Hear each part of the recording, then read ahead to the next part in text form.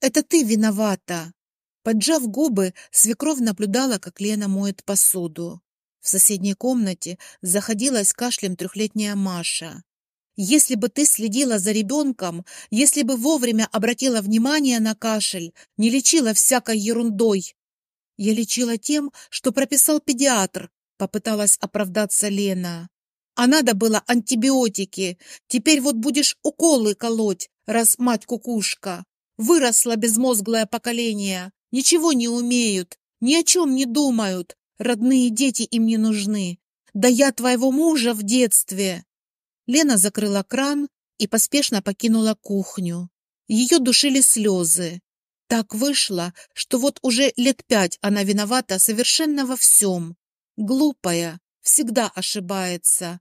А самой большой ее ошибкой было поверить Вите и согласиться пожить с его родителями, пока у нас не будет своего жилья. Будущее жилье представляло собой котлован, вырытый на арендованной земле. Дальше строительство не двигалось. Как утверждал муж, из-за нее, из-за Лены, которая родила погодок по своей прихоти и практически без его согласия. Все ее разговоры о съемной квартире пресекались сразу. «Я чужим людям деньги за воздух платить не буду». Лена вздыхала, предлагала альтернативу. «Давай домик за мат-капитал купим. Там ведь и основной, и региональный.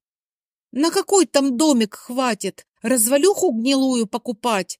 Капитал твой на строительство пойдет. Вот сейчас лето наступит и...» Лето наступило. Строительство с мертвой точки не двигалось. Лена деньги вкладывать не спешила. Так и жили. «Вить, с Машей побудешь, пока я за Вовкой в садик сбегаю?» Она вышла навстречу мужу. Виктор с кислой миной стягивал ботинки. «Ну а вдруг у нее температура подскочит?» «Вить, полчаса всего». «Нет, даже не проси, а вдруг случится что?» Муж остался непреклонен. Лена молча одела дочку. До садика всего-то километр, не так и далеко. Заодно и Маша воздухом подышит. «А я тебе говорил, что не надо сегодня Вовку в сад везти, дома бы посидел, а тебе лишь бы детей куда сбыть», — проворчал вдогонку муж. «Сама виновата», — невесело усмехнулась Лена. Вечером она сидела за ноутбуком, дети мирно играли в соседней комнате. «Работаешь?» — муж заглянул через плечо. «Ужин когда будет?» Лена захлопнула крышку ноутбука.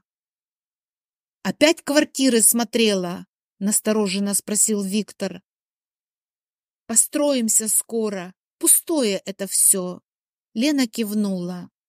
«Мам, у меня башня не строится, и это ты виновата», — выпалила с порога Машенька, разревевшись горькими слезами. «Да, мама у нас такая, не помогает тебе башню строить, лентяйка», — поддержал дочь Виктор, довольно ухмыляясь.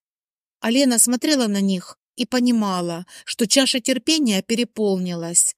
Вон, уже и дочке мешает, во всем и всегда виноватая. Утром Вовку в садик она не повела. Свекровь, поджав губы, наблюдала, как невестка собирает малышей после завтрака, но вопросов не задавала. «В поликлинику поедем», — обронила Лена, привыкшая отчитываться. Вернулись они поздно, сославшись на поездку к Лору. Дети возбужденно смеялись, шушукались. Лена шипела на них, призывая к тишине. «Пап, а знаешь, где мы сегодня были?» Бесхитростно бросилась к отцу Маша. «Где?» «Не скажу». Девочка поникла под строгим взглядом матери. «Не скажет», — подтвердил умный не по годам Вовка. «Это сюрприз тебе, ко дню рождения». А на следующий день Лена исчезла вместе с детьми. Хватились ее только к вечеру, когда пришел с работы Виктор. «Мам, а что на ужин?» «У Ленки своей спрашивай. Смоталась с утра вместе с детьми и до сих пор гуляет где-то. Сейчас яичницу поджарю, раз уж жена о тебе не позаботилась». Может, они в поликлинике? Озадаченно почесав в затылке, Виктор прошел в комнату. Чисто, прибрано. Лена хорошая хозяйка, но чего-то не хватало. Виктор присел на диван и тут же понял, не хватало Машкиного игрушечного метрового кота Батона, который постоянно валялся на диване и мешал. С собой в поликлинику сонную игрушку дочка взять не могла. Из комнаты никуда не выносила. Виктор вскочил, побродил по комнате, зачем-то заглянув в шкаф и замер. На одинокой вешалке сиротливо болталось зимнее пальто.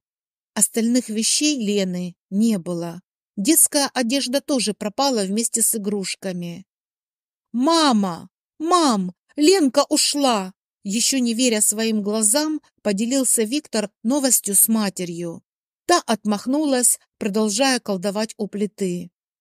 «Да куда она пойдет? Бестолковая ж!» «Куда-то же пошла? Мам, сама смотри, она вещи забрала, шкаф пустой».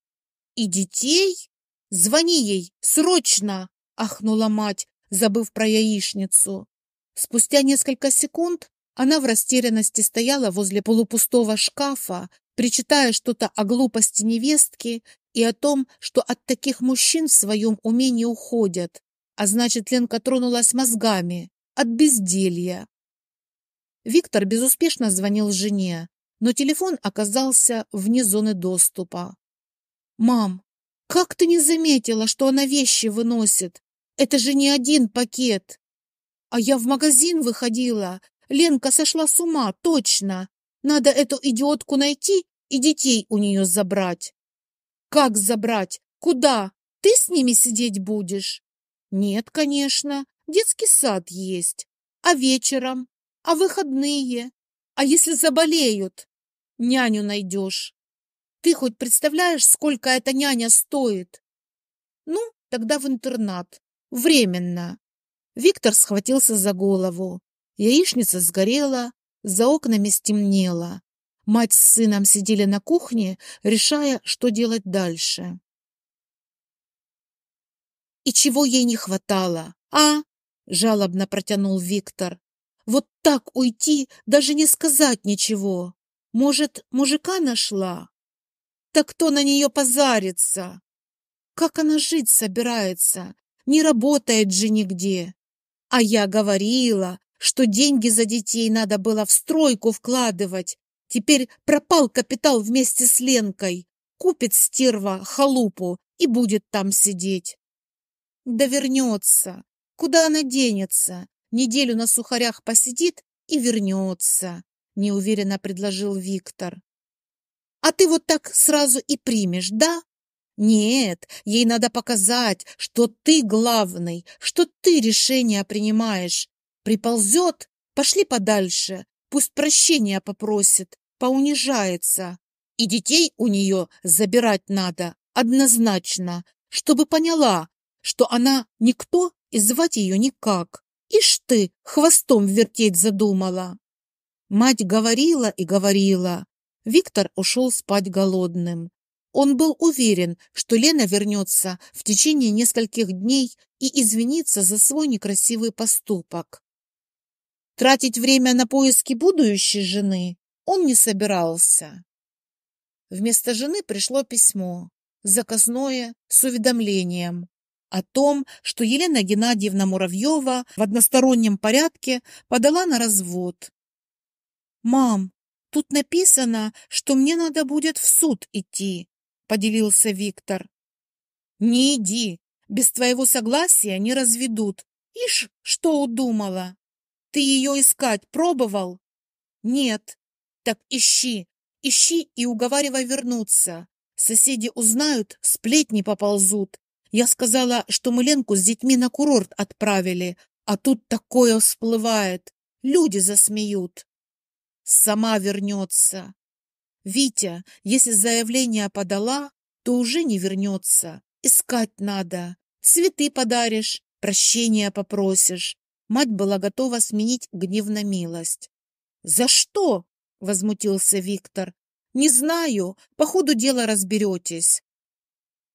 Нашлась жена случайно. Виктор увидел ее, когда шел в магазин после работы со списком продуктов, выданным мамой. В 6 часу вечера, ни от кого не скрываясь, Лена с детьми гуляла в самом центре города. Виктор едва сдержался, чтобы не подойти и не наорать. Но чтобы не спугнуть, он просто пошел следом, держась на расстоянии. Лена не спешила. Они с детьми шли через парк, пили сок и смеялись. Жена выглядела счастливой и беззаботной. Умирать от голода и бежать обратно домой, поджав хвост, она явно не собиралась. А после развода я ей еще и алименты на двоих платить буду. Ужаснулся про себя Виктор. Догнал жену он возле подъезда пятиэтажки.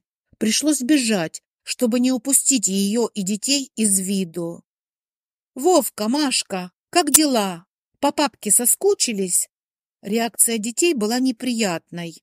Они дружно спрятались за мать. Старший, Вовка, тихо спросил: «Мам, мы же к бабушке не поедем?» «Нет, конечно, сынок». «Успела сына против меня настроить», — разозлился Виктор. «Сбежала без предупреждения. Вот что тебя не устраивает? На всем готовом живешь, как сыр в масле катаешься. Еще и на развод подала. Мужика нашла? Думаешь, опять на чью-то шею сесть и ножки свесить? Неблагодарная. Да я детей заберу, понимаешь ты это?» Лена вдруг улыбнулась. «Подожди здесь, я сейчас их вещи вынесу». «Зачем? А что, без вещей заберешь? Маша, например, без кота не уснет, сам знаешь». «Да ты еще и издеваешься? Да я тебя...» Лена отступила на шаг от разъяренного супруга. Вокруг собирались любопытные соседи. «Пошли, где ты там живешь?» Виктор кивнул на дверь подъезда. Лена покачала головой. «Иди, Вить, в суде встретимся». «Ты ничего от меня не получишь. Ничего. Ни квартира, ни дача не делятся. И дом я на свои деньги строить начал. Нет там твоего ничего». Лена задумчиво смотрела в искаженное злобой лицо мужа и не понимала, как могла сразу не заметить, что этот человек из себя представляет. 5 лет бок о бок с ним прожила, ждала чуда, надеялась, что изменится.